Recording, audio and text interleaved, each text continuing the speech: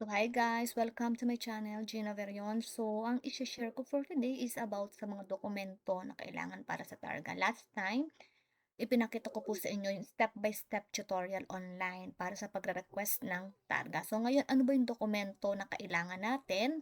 So, napakadali lamang po. Ilang dokumento lang ang kailangan natin. Una sa lahat is yung modulo di relasyo contrasenyo. Kailangan po ito ay kompilato at firmato.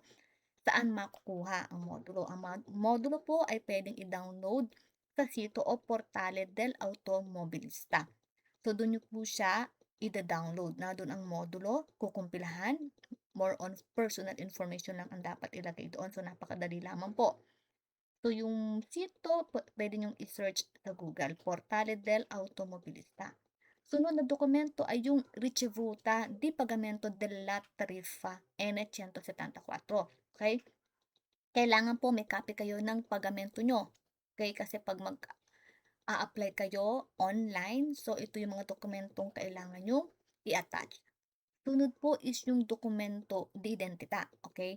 Either yung passport mo, yung iyong karta identita, o permeso di soggiorno.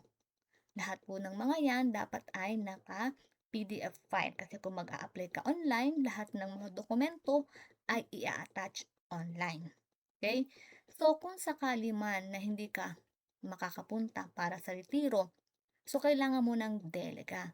Yung delega po is kukumpilahan mo din yan. Okay? Once na nag-apply ka ng iyong application online, i-attach mo na rin yung delega, kompilato, firmato. Okay? At i-attach mo sa pagsasubmit mo ng application. Okay? Para sa relasyo kontra sa inyong identifikatibo. So don't forget to subscribe, share, and like this video. Bye guys!